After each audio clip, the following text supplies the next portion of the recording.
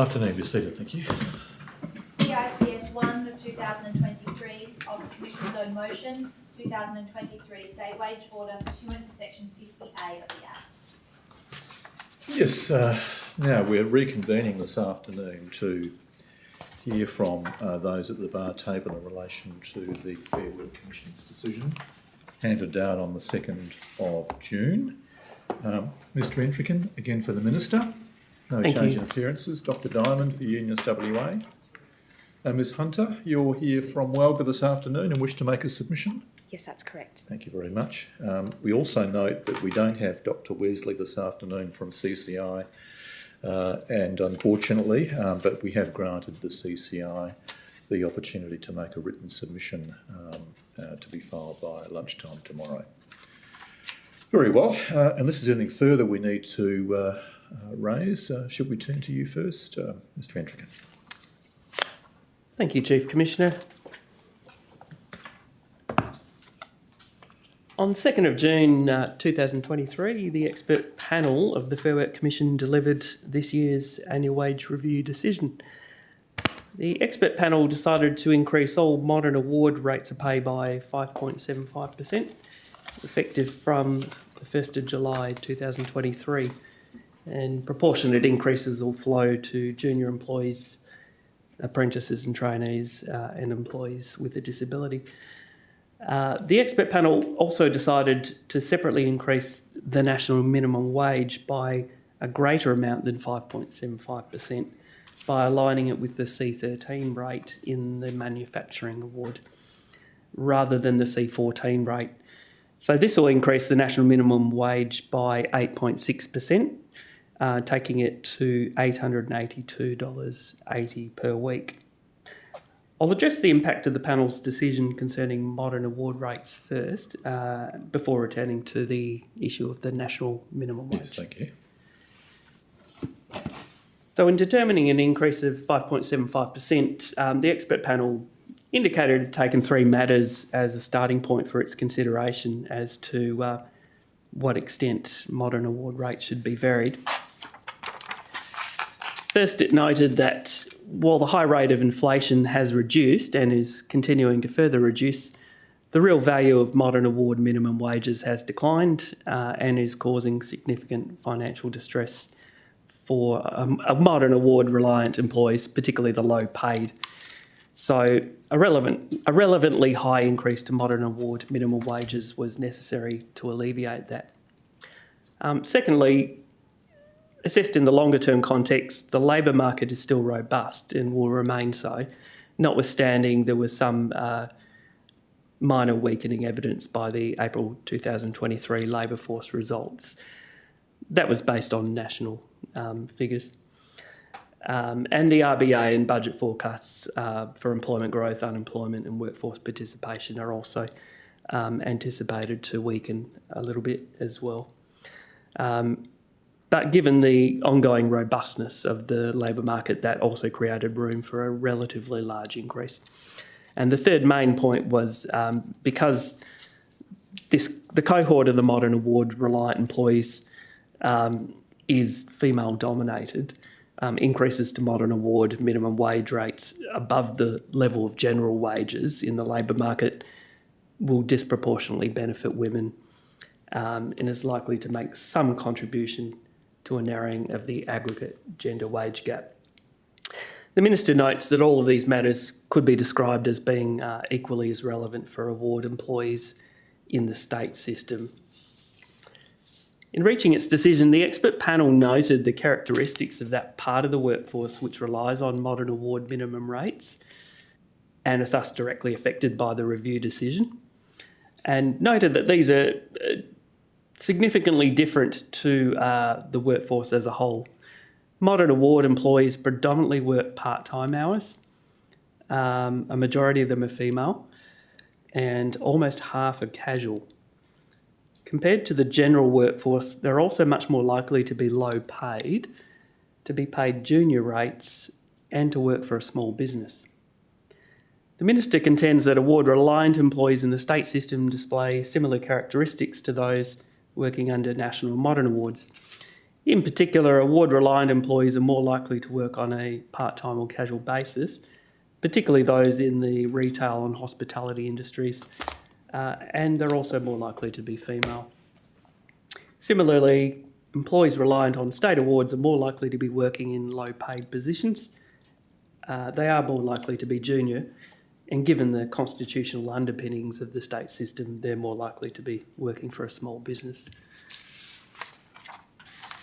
The expert panel also noted that employees who are modern award reliant earn considerably less than other employees on average and work fewer hours per week. The Minister made a similar observation in written submissions that award reliant employees in WA earn significantly less than employees working under other pay setting arrangements, including on a per hour basis. The expert panel noted that modern award-reliant employees are not spread evenly across the workforce, but are disproportionately covered by a small number of modern awards. There's some newly available data, which is quite exciting to award nerds such as myself, that actually allows parties to, or researchers to drill down and identify the number of people working under national modern awards. And this data, which hasn't been available previously, shows that almost 2/3 of modern award-reliant employees were covered by the 10 most common modern awards, and actually almost half are covered by just 6 of those awards. And conversely, many of the Commission's 121 modern awards cover only a very small proportion of all award-reliant employees. So it's quite concentrated into a handful of awards. While this information to this level is not available at the state level for the state system, data maintained by Wageline and the department's own experience with awards suggests that there's a similar pattern going on in WA. In particular, a small number of Wageline's award summaries account for a significant number of the overall downloads, and the top 10 to 15 or so most widely used state awards seldom vary much from year to year, and indeed the Minister produces the 10 most widely used in the Minister's submission each year. Yes, we've accepted that previously and certainly noted that last year as well. Certainly. The expert panel also noted that the proportion of low-paid employees amongst modern award-reliant employees is higher than amongst other employees. A significantly higher proportion of modern award-reliant employees are low-paid. So that's one of the reasons why the expert panel awarded a higher increase this year than in recent years. In delivering its decision, the expert panel paid considerable attention to some of the new gender equality considerations that were inserted into the Fair Work Act by the Fair Work Legislation Amendment Secure Jobs Better Pay Act 2022. It's noted that female employees are more likely to be reliant on modern awards, and that increases to modern award wages will provide a disproportionate benefit to female workers and may contribute to a narrowing of the aggregate gender pay gap across the entire workforce. That's if modern award wages are increased by an amount in excess of the WPI. However, the expert panel did note the aggregate gender pay gap cannot be closed simply by adjustments to the national minimum wage and award wages, primarily because the majority of employees still have their pay determined by methods other than in accordance with awards. The Minister made a similar observation in the written submissions, noting that while the causes of the gender pay gap are complex, nonetheless fair and equitable adjustments to minimum rates of pay can play a limited but important role in helping to reduce gender pay inequality. Just touching on some of the economic and labour market considerations of the Fair Work Commission expert panel. The expert panel noted the May budget forecasts do have growth slowing sharply in 2023-24. That had been revised down to 1.5%, and indeed some national accounts figures came out today as well, which confirmed a slowing of economic growth. So that figure is obviously well below pre-pandemic trend levels, and that's attributed to the global economic slowdown that's starting to play out, and an easing in domestic demand in response to rising interest rates and high inflation. On the other hand, the expert panel did note that the labour market still remains close to its strongest point in 50 years, and unemployment is still very low, and the labour market still has considerable tightness in it. However, it has begun to show some signs of weakening in recent months. So in reaching its decision, the expert panel placed significant weight on the impact of the current rate of inflation on the ability of modern award-reliant employees to meet their basic financial needs. Inflation is reducing the real value of these employees' incomes and causing households financial stress. The expert panel noted the living cost index for employee households, which unlike the CPI includes mortgage interest rates, is running at a higher rate than the CPI. The living cost index is only available at the national level.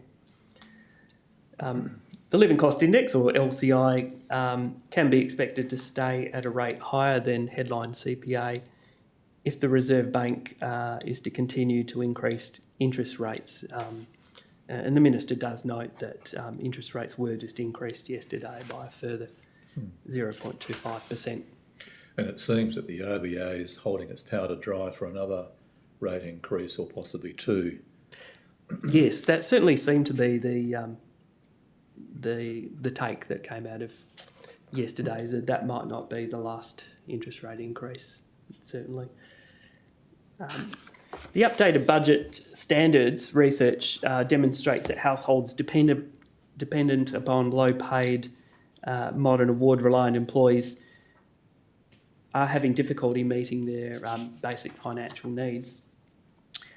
The expert panel noted that while inflation has been stronger and more persistent than forecast, there is no evidence in Australia to date that a wage price spiral has taken hold, despite the tight labour market conditions.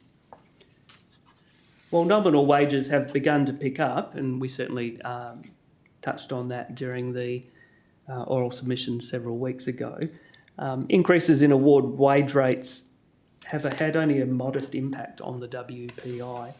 The expert panel noted that the award wage increases at the national level contribute only a very small proportion of the overall increase in the WPI. And I believe the figure was something in the order of 11%. It was pretty small, in that most of the WPI is driven by factors other than Yes, general market labour cost movements. Exactly.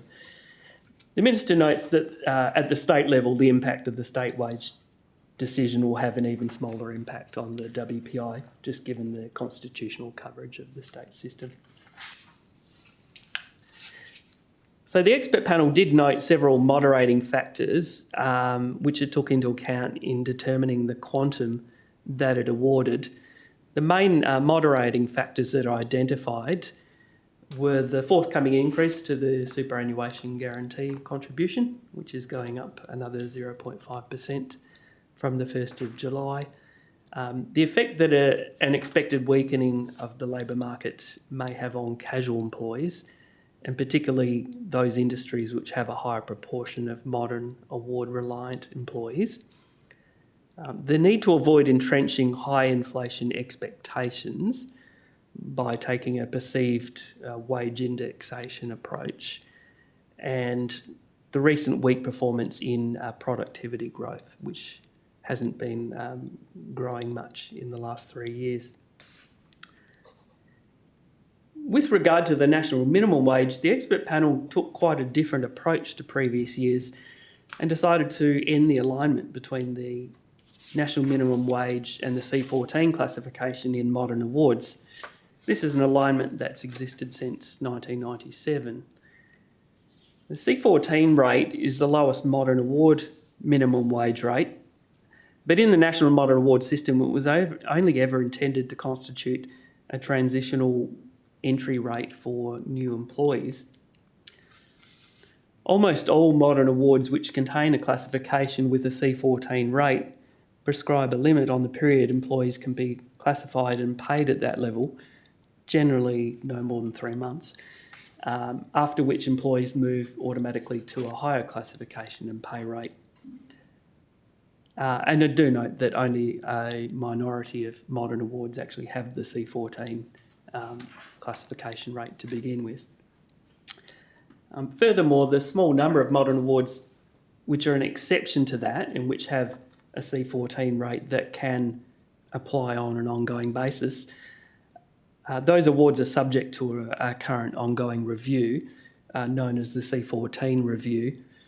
And it's anticipated that this will result in the C14 rate becoming only a transitional rate in those awards. So the Fair Work Commission basically expects that in the near future, the C14 rate in any award will just be a transitional rate, an introductory rate.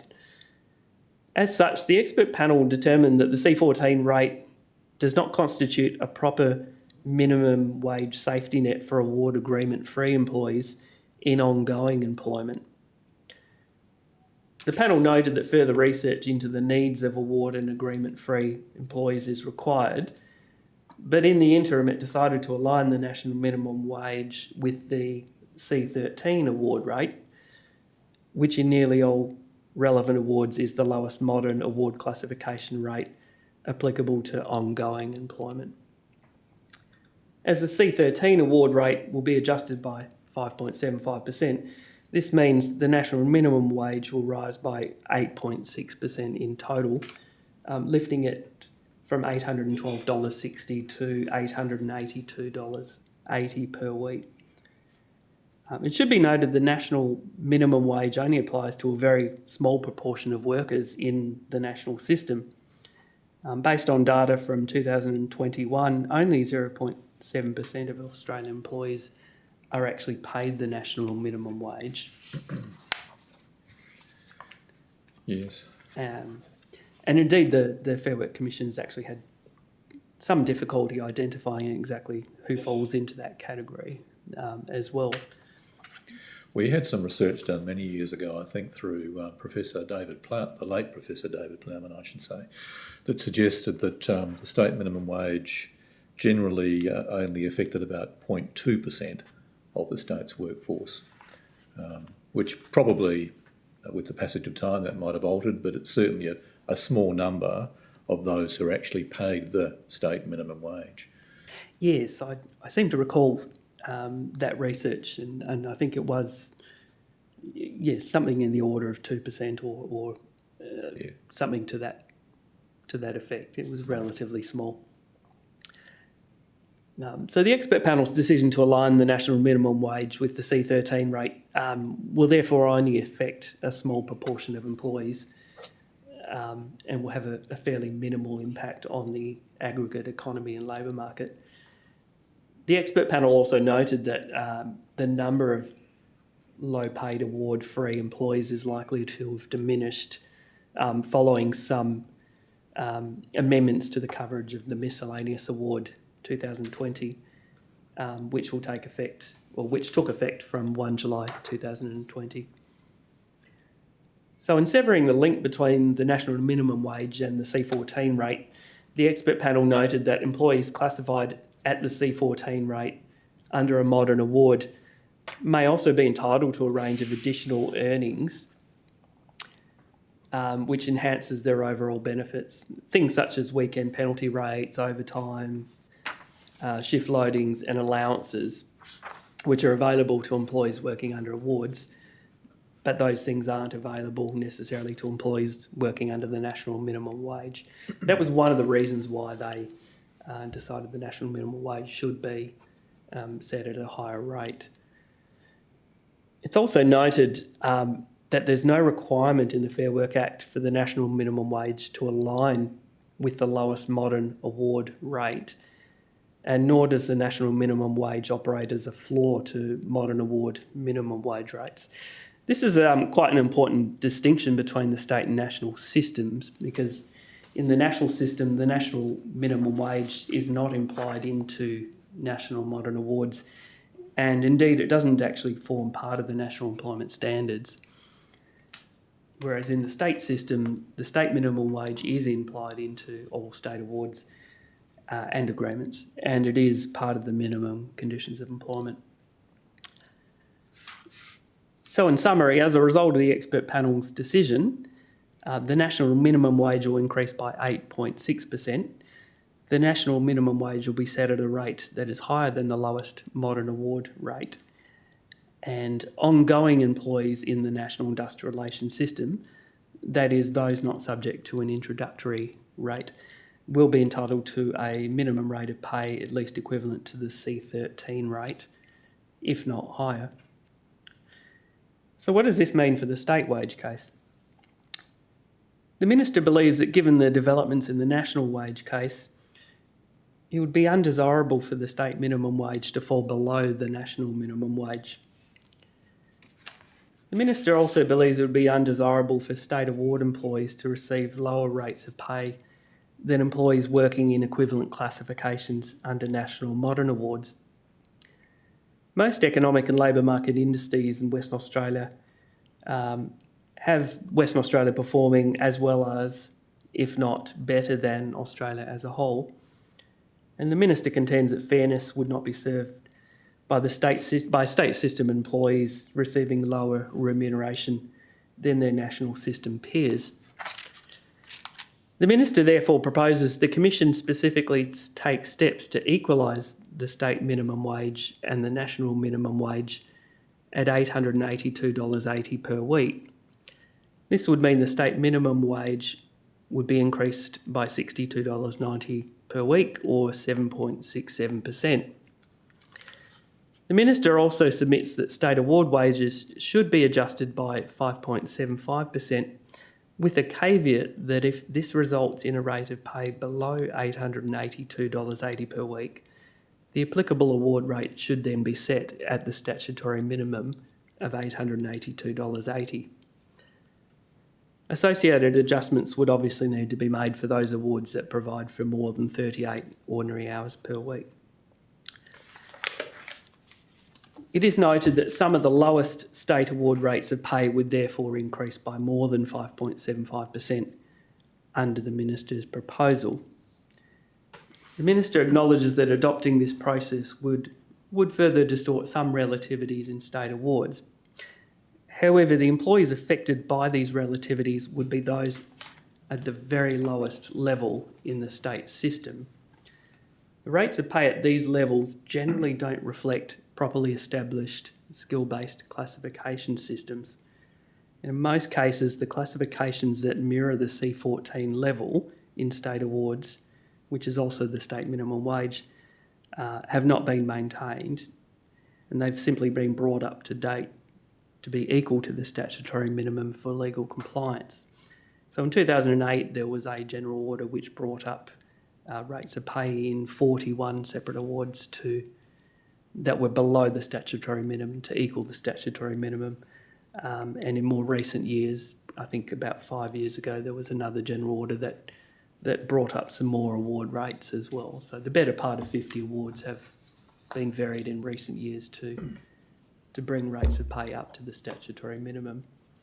One of the issues in my mind about that is, looking at the alignment of the national minimum wage and the state minimum wage, there's nothing in section 50A(3) of the Act which requires the Commission to have any regard to the national minimum wage as a criterion. What the Commission is required to do is take into account a range of factors and balance those in determining the appropriate state minimum wage. So how could we approach section 50A, the section 50A(3) factors, in light of the proposal by the Minister that there be alignment when we're required to take into account many other factors? Yes, certainly there is a number of other factors as well, and that's acknowledged. It would probably come more under the fairness criteria rather than a requirement to consider the level of the national minimum wage. It would probably be more on the basis of fairness to employees and maintaining fair living standards in the context of the community and the needs of the low paid, rather than being a standalone criteria, if you like. Yes, very well, thank you. Where the minister would probably come from. Do note that for many employees working under the state awards that have the just the statutory minimum wage, what's now the C14 rate, for many employees working under these awards, there's no skill-based classification system to speak of, and there's nothing to incentivise workers increasing their skills or qualifications. And that becomes quite apparent when you look at the state awards that do have that statutory minimum wage, and we've just been in the process of updating the Farm Employees Award.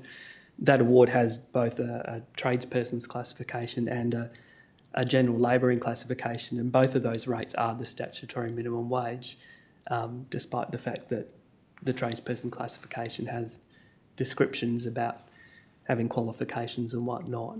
And there's many other examples of that as well, where there is just one rate of pay, the Fruit Growing and Fruit Packing Industry Award, and there's quite a few other older awards as well that never had a broad-based, skills-based classification system inserted. So in many cases, employees are stuck at that level indefinitely. They can't. It's not an introductory rate in many awards, and they simply stay there because there's no other classifications that they can rise to. The Minister also notes there's a substantially larger proportion of employees in the state system that are award-free than in the national system. Increasing rates of pay for these employees to mirror the Minister's proposed new state minimum wage, which would be the same as the national minimum wage. The Minister contends that wouldn't be unreasonable when consideration is given to the fact that they have no statutory entitlement to penalty rates or overtime or leave loading or award-based allowances or progression to a higher rate of pay under a skills-based classification system. So in the national system, almost all employees below the professional or managerial level will fall under a National Modern Award. If they don't come under another National Modern Award, they generally fall under the Miscellaneous Award, which kind of soaks them up. But we don't have an equivalent Miscellaneous Award in Western Australia, so that's one of the reasons why there's more award-free employees. And obviously there's new powers under 37D to expand scope, and those are actively being used at the moment, but that does take some time to flow through. So if the ongoing minimum rate of pay for adult employees in the national system is, for all intents and purposes, equivalent to $882.80 per week, the Minister contends that employees in the state system should not receive less than this amount. Just one other thing. One of the issues that the Fair Work Commission focused on in its deliberations was the cost of living, understandably. Yes. The relative cost of living as measured by the CPI as an aggregate measure between the national economy and the Western Australian economy is different. Yes. The national economy measure of CPI to the March quarter was 7%. It may have slightly fluctuated, but that's around the number. On a trim mean basis, it was 6.6%. Yes. Whereas in Western Australia, the inflation number came into the March quarter at 5.8% and is projected to fall to 5.75 on the budget projections. Who knows what that will finally land at? No one really knows. But is that differential a matter that we need to take into account when looking at the state and national economies in terms of Section 50A3? It's a good question, Chief Commissioner. I would say it's probably better to take a longer term or more of a rolling average view of inflation, simply because the point-on-point figures do bounce around quite a lot. If you were to look at it from just to the December quarter, the Perth CPI was actually higher than the national CPI. The Perth CPI was over 8%. Yes. So if it was a few months ago, we could have been saying, well, actually, the cost of living in Perth is higher. And so it does tend to jump around from quarter to quarter, the point-on-point figures. Probably on a more of a smoothed average basis, they're tracking at fairly similar levels. I don't have the annual average figures on me, and in fact Treasury has actually just moved to going point on point, not because they don't value annual averages, but simply because everybody else in the country is using point on point. But whereas we've tended to favour annual averages. We have, yes. In previous state wage cases as yes. well. The other thing that I note on the year ahead is the recent budget announcement of a $400 electricity credit, which will be implemented in 2 different periods. That'll throw a lot of distortions into the headline inflation rates. It won't specifically affect the rate up till March, which is the 5.8%. But what happens is every time the government grants a utility credit, the way it's treated by the ABS is it's treated as a huge reduction in price. So what happens is the quarters following that credit shows electricity basically falling by something like 67%. Yes, I think we've canvassed that and then previously. And then in subsequent quarters, yes, there's the catch-up. And then it shows up as being a $200 or $300% increase. That's why I think the index is normally excluded. Yes, and Treasury does estimates. Exclude the electricity index. So in actual fact, the figure was 5.9% to the March quarter, excluding the electricity component, and they continue to produce figures excluding that figure as well. But broadly speaking, price pressures are not dissimilar at the national and state level, in that if you look at the point-on-point annual rates of inflation between the state and the Commonwealth, they've both been quite elevated in the last couple of years, particularly the last 12 months. Is it possible to get those annual average figures, Mr. Intricate? Certainly, yeah. We could the most recent data, those, if that's possible. Yeah, absolutely. That would be helpful. Yes. Thank you very much. I can certainly provide that for you. Thank you. So just on a technical note, regarding the Minister's proposal, the Minister believes the Commission does have the statutory power to adjust individual rates of pay in awards by different amounts as part of the state wage case, to ensure that no rates of pay are below the new state minimum wage.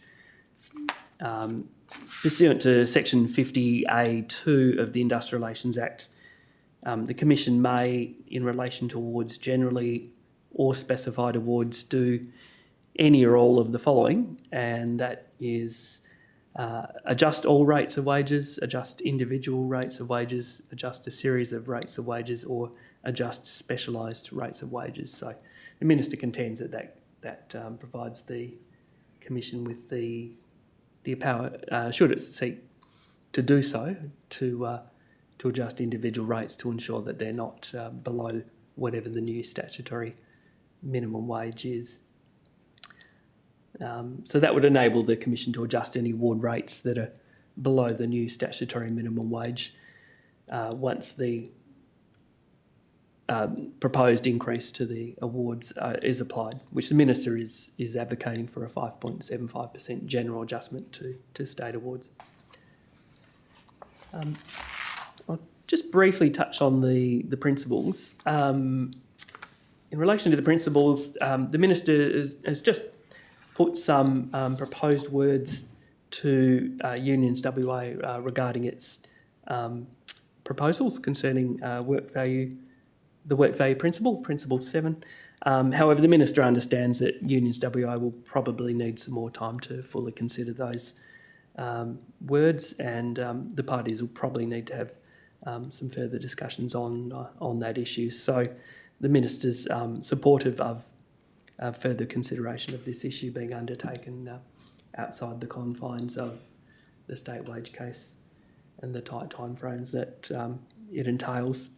And that would enable the parties to fully consider all of the issues that are concerned. Before finishing, there's one other issue that I'll just touch on. I note that the parties were actually asked as part of this year's state wage case if they could address the rounding issue for traineeship rates. And the fact the Minister's actually developed a proposal We'd like to hear those. to establish a permanent fix for that issue. And I do actually have some proposed marked up words, if that's of any use. Yes, thank you very much.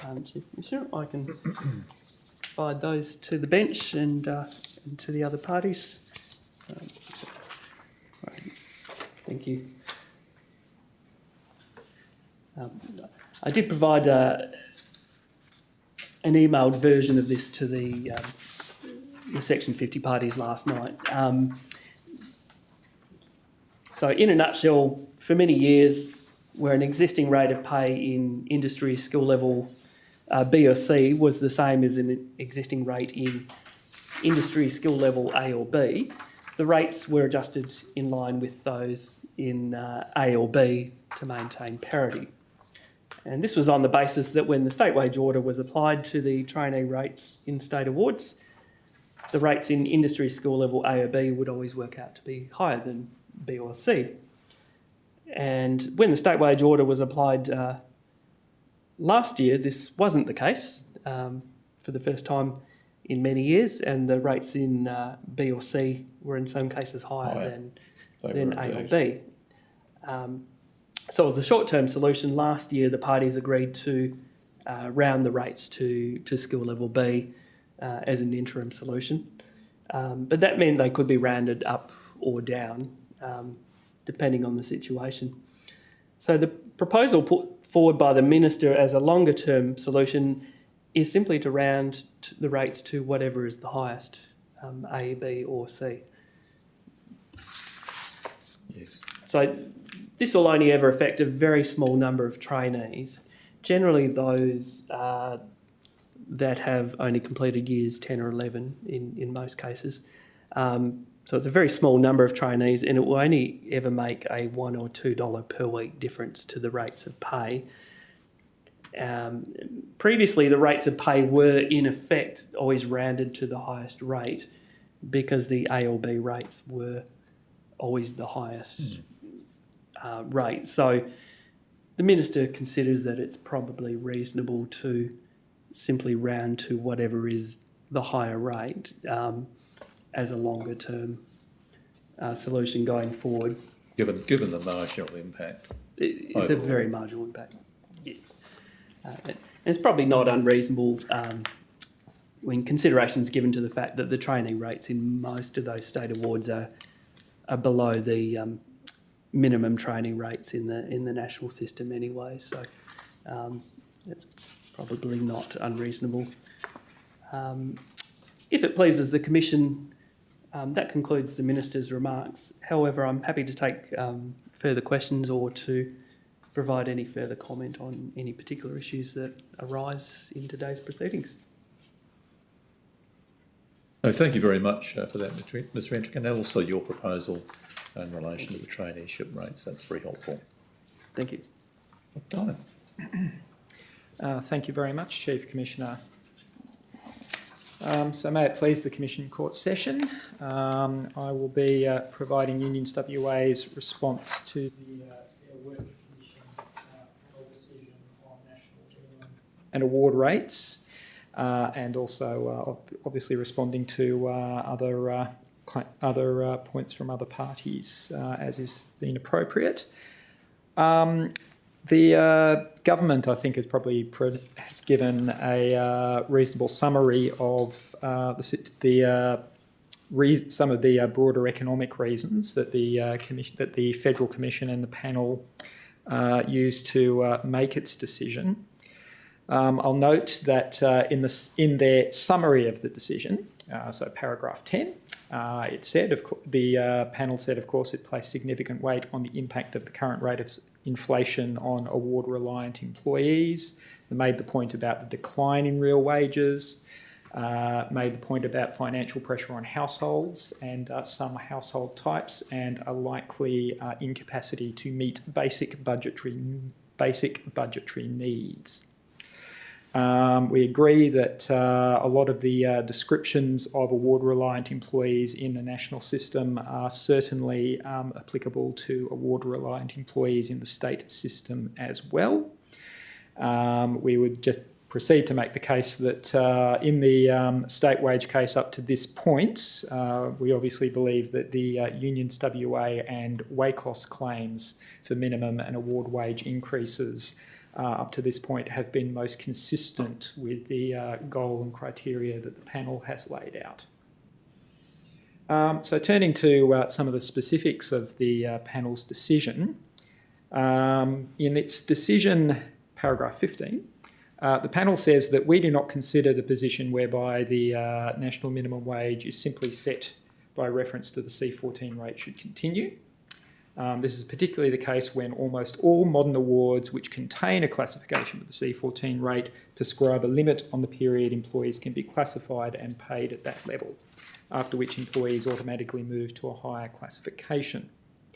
To elaborate on some of the reasons on this, we found it was easier to turn to the full text of the panel decision, specifically paragraph 20, where the Commission says, this is their words, that they've decided to take two steps. The first step is to end the alignment between the national minimum wage and the C14 rate.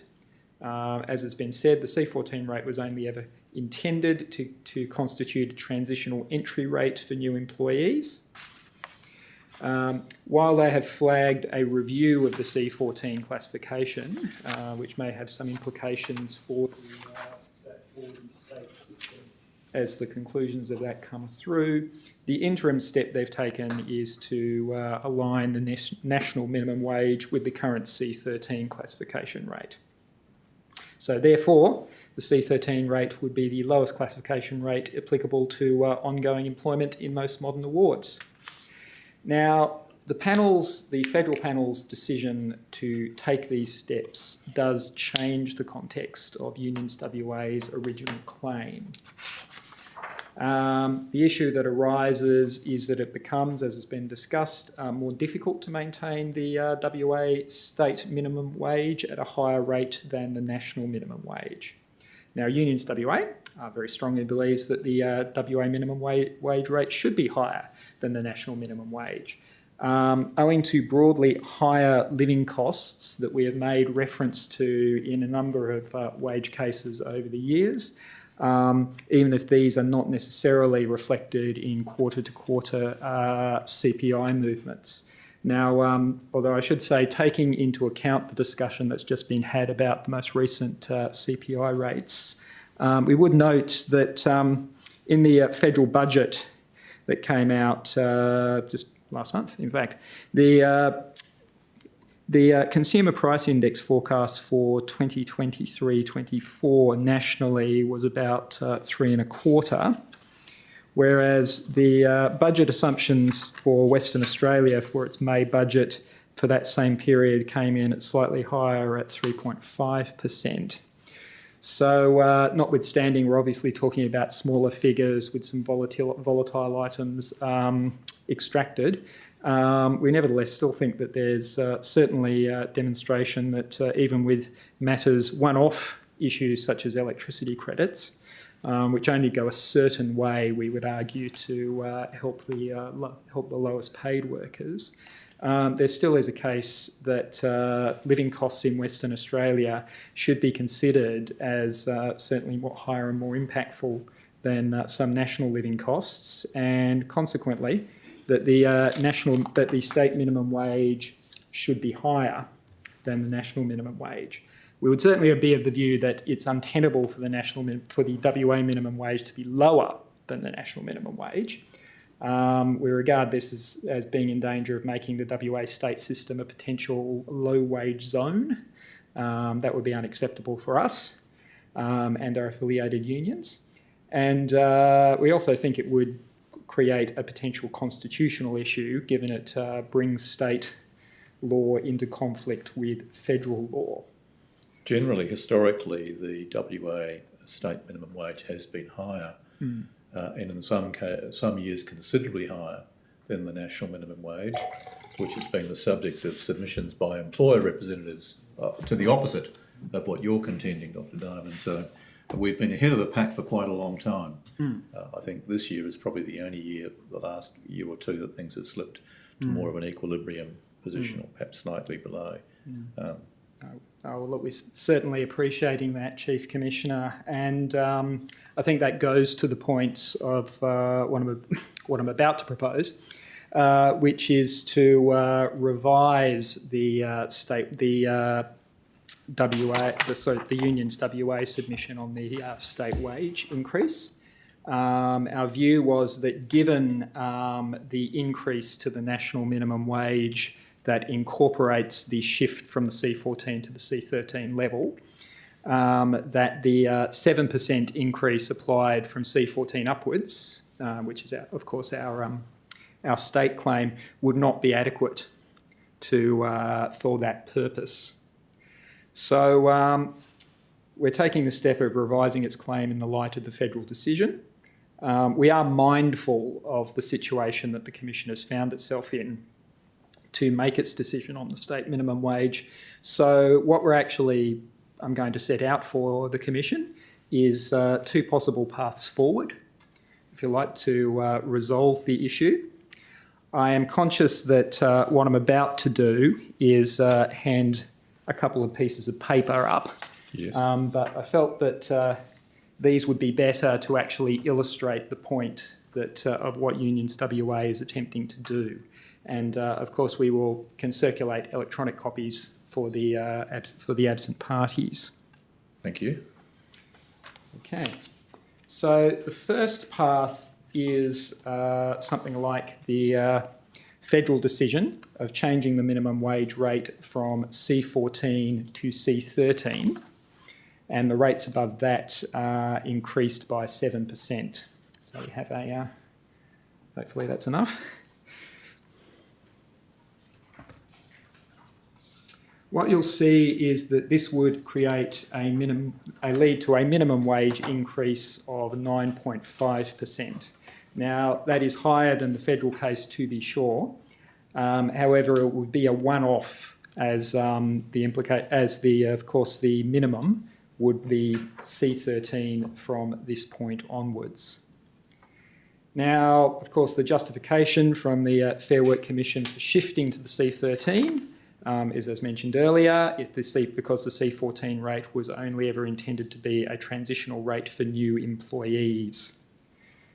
Now, looking at mindful of some of the differences between state awards and federal awards, nonetheless the case, looking at WA state awards using the WA government's list provided in its submissions for the most frequently accessed award summaries, according to WageLine, we find that the WA awards that are most likely utilised, as in the widely used, either have higher rates than the C14 rate as their lowest classifications, or explicitly refer to the C14 as something like an introductory or a training classification.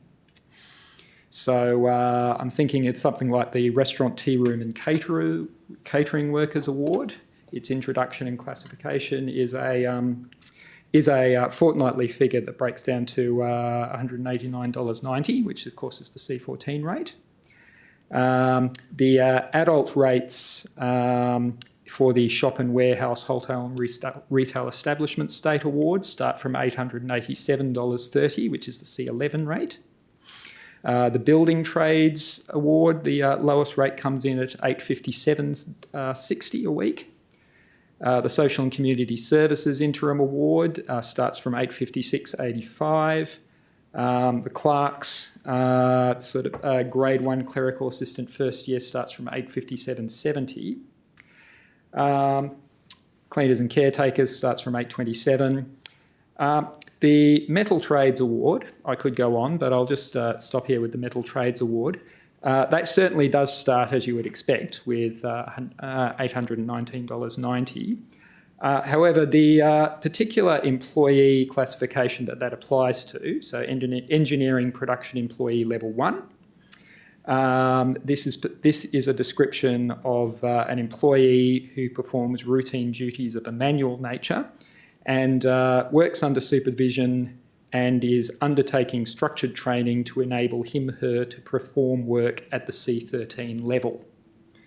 So, notwithstanding, as I said, differences, there is some similarity that the criteria for considering that the C14 rate at the federal level might be more validly considered a sort of introductory or training rate could also be applied at the state level as well. Now, within the Fair Work Commission panel's decision, it's paragraphs 106 to 108 of its decision. The panel says that it calls the FMW, the federal minimum wage, had its origins in the safety net review of wages from April 1997, which was a full bench decision of the Australian Industrial Relations Commission at the time. And this was to be implemented by way of an award clause, which provided that no employee should be paid less than the federal minimum wage. So this was some of the earliest examples of it being distinctively called a federal minimum wage at the time. So the federal minimum wage, so the Commission argues today, was not established by reference of the needs of the low paid. It was simply aligned with the lowest classification rate, which was at the time the Metal Industry Award 1984. The panel therefore concludes today that we do not consider a position whereby the national minimum wage is simply set by reference to the C14 rate should continue. This is particularly the case when almost all modern awards which contain a classification at the C14 rate prescribe a limit on the periods at which employees can be classified at that level, after which employees move automatically to a higher classification or pay rate.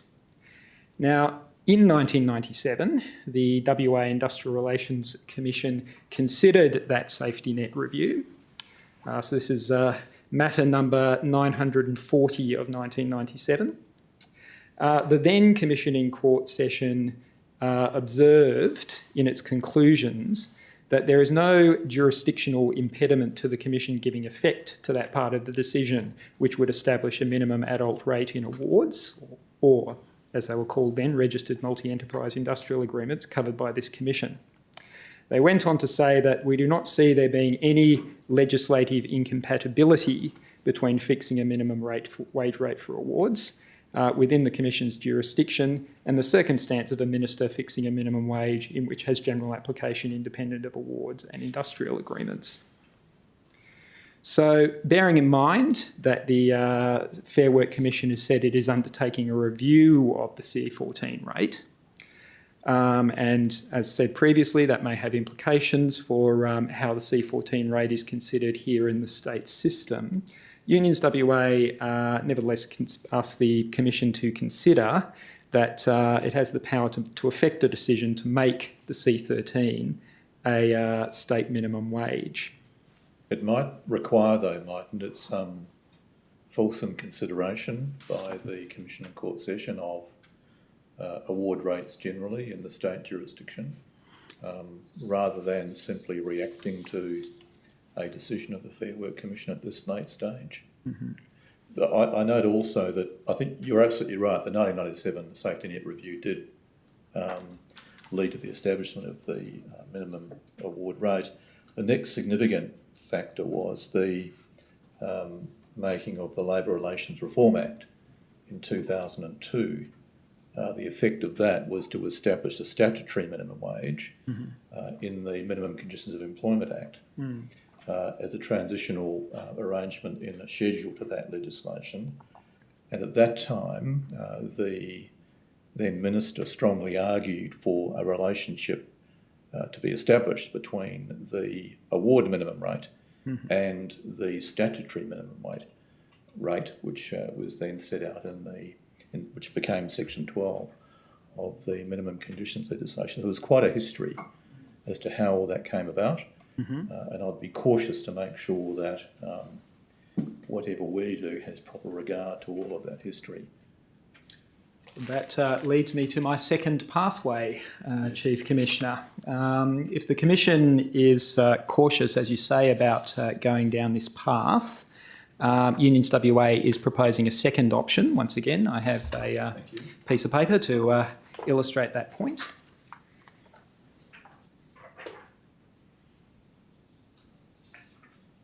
So this would ensure that if the C14 rate is basically going to remain the minimum wage rate, then that C14 rate is increased by 8.6%, and the subsequent rates from C13 upwards would be increased by 7%.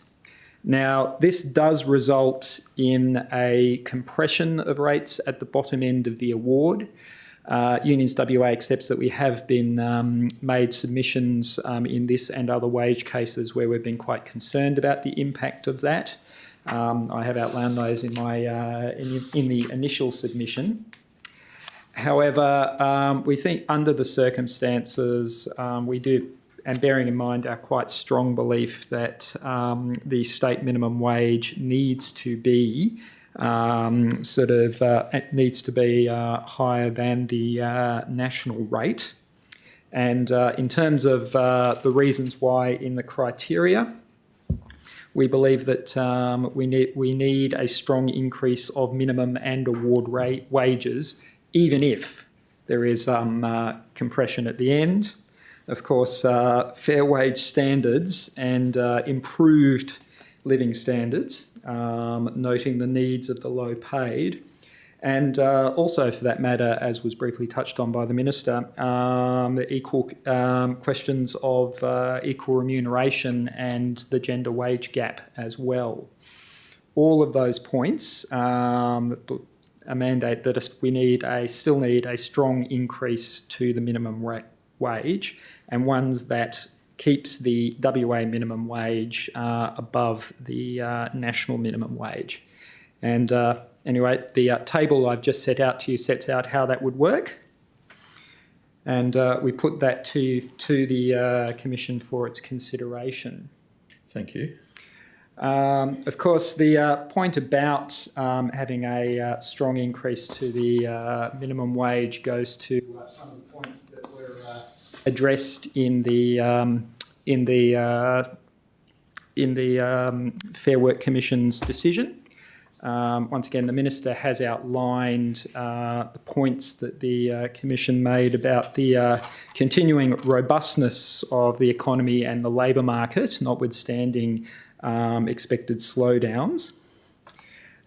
We note that the national accounts that came out today indicate that on a year-on-year basis, 2.8% state final demand puts WA still at the top of the leading state in terms of economic activity. And we might add that in terms of the household consumption's contribution to that state final demand, that still represents one of the strongest, either the strongest or the second strongest contributor to that, as well as public demand as well. So in terms of keeping a asking for a robust real increase to the state minimum wage that improves living standards and contributes to the need of the low paid. We'd also point to the state of the WA economy and the importance of maintaining household consumption. We're appreciating that the recent decisions of the Reserve Bank on interest rates are designed to slow the economy, but it cannot be a policy position that the economy should slow so much as to be tipped into recession. Neither the bank, the federal government or the state government are projecting such a thing, and to that extent we do need increases to household spending power that will allow a continuing expenditure on these particular matters. And in terms of the impact on business, one of the things that the National Accounts did reveal is that unit labour costs have been falling for the second successive quarter. The March quarter showed that real non-farm unit labour costs fell by 0.3% after a 0.5% decline in December. Now, calling attention to paragraph 88 of the full text of the Commission's decision, which says that a decline in real wages has more than offset the decline in productivity, so that there has been a fall in 1.8% in real unit labour costs, and real unit labour costs are well below pre-pandemic levels. And I would direct people to chart 10, the Commission to chart 10, which is in the full text of the decision. I was very tempted to print this out and show people, but I figured I was giving you too many bits of paper already. We have that, thank you. So basically showing that, yes, the impact of real unit labour costs cannot be said to be a particular burden on business, not least because when private capital expenditure data has also come out from the ABS, that is still showing a projected increase in both mining and non-mining capital expenditure into the future. Now, on the question of the increasing the superannuation guarantee rate, or the significance of that, the panel has said that moderating factors they've taken into account include that forthcoming increase. We would note, though, that in previous years they've been careful to point out that this has not applied a direct quantifiable discount to the minimum wage increases as well. And we would also observe that given the strong emphasis on the gender equity aspects of the new federal legislation, being mindful of the inequality in superannuation savings between men and women, male and female workers, this is something that should be taken into account itself when using the superannuation guarantee rate as a moderating figure. On the 31st of May, the Minister circulated some unpublished data concerning the aggregate sales and wages in the accommodation and food services and retail trade industries in WA. Yes.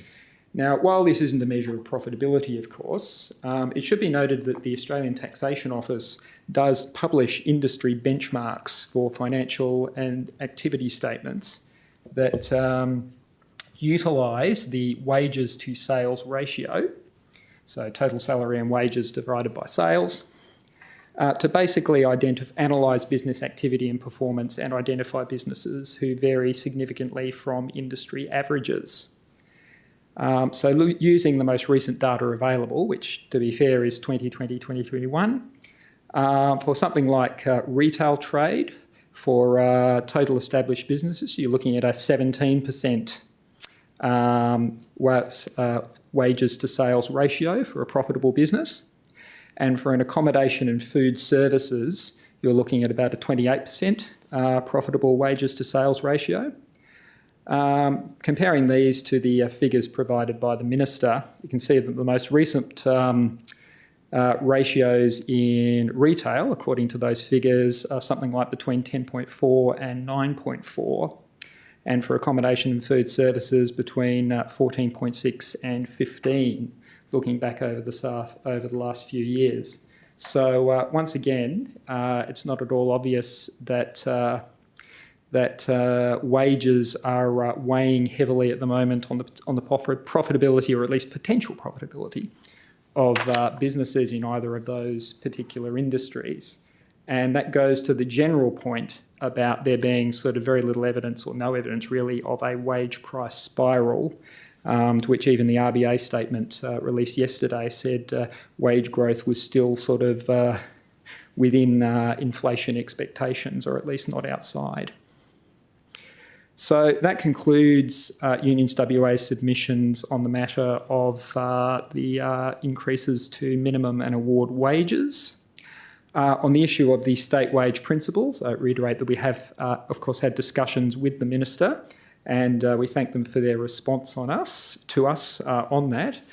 We agree that given the situation around the state wage case at the moment, we would consider the change to the principles at a later date after we've had sort of further discussions on that matter. Thank you. That was something we're going to raise with you, whether that was to be pressed, but we're obviously happy for the parties to engage in dialogue until next time. Absolutely. And on the question of the rounding of trainee rates, look, we are supportive of the proposal that the Minister has come forward. That seems to us to be a reasonable way to proceed. We will certainly undertake to liaise with our affiliates to inform us of any issues that may arise from that particular formulation. We're not anticipating that, but we will undertake due diligence on that. And we can sort of bring that up next year, should anything develop out of that. Yes, it can be open to review. Obviously, if there are any hiccups, well, then we can address them at that time. And with that, I conclude my presentation. I'm happy to take any questions and reserve the right to respond to other parties. Thank you very much, Dr. Dolan. Thank you. Now, from WALGA's point of view, please, Ms Hunter. May it please the Commission in Court session. But by way of background, the WA Local Government Association is a member-based organisation which represents the interest of all local governments in Western Australia, and we're appearing today in response to the formal notice of hearing that we received. So the general principle, which is supported by WALGA's members, as set out in our 17 May submission, is around supporting wage increases that balance the need for fair wages with the requirement for local governments to carefully manage their budgets in the interest of their communities.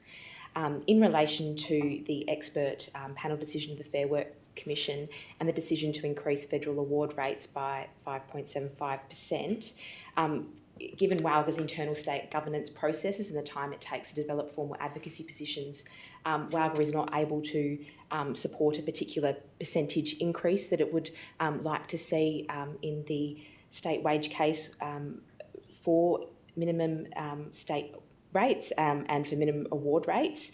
However, perhaps we can further clarify some issues in relation to local government costs, and in particular in relation to the principle in Section 50A, subsection 3D of the Industrial Relations Act regarding the extent that it's relevant the capacity of employers as a whole to bear the costs of increased wages and salaries.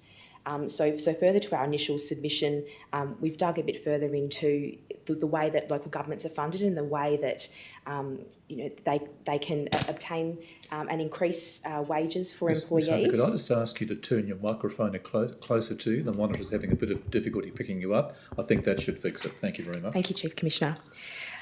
So in relation just generally in terms of rates and the proportion of revenue that comprises for local governments, that really is around 65% for metro local governments and 52% for the regional equivalent. So as you can see, a large part of local governments, part of their revenue is really based on the rates that they charge the community.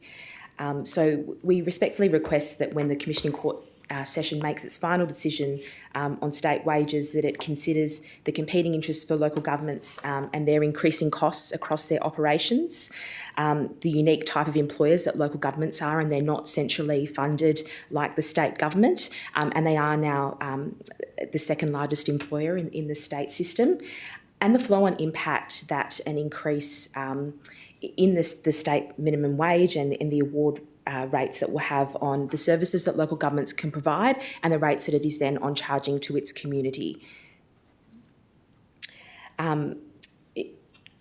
Also, to respond to the Minister's proposal regarding the rounding principle for trainee wages, WALGA has had an opportunity. May it please the Commissioner, I have nothing further to add unless you have any questions. Thank you very much for those submissions, Ms Hunter. I take it there's no further replies to the replies from anyone at the bar table. Mr Entry, we'll reserve our decision once we've received the written submission from the CCIWA, which is due tomorrow at lunchtime, and we'll obviously consider the proposals that have been advanced this afternoon as a part of your submissions in relation to the Fair Work Commission decision and determination, and until that time we will stand adjourned. Thank you very much. We stand adjourned.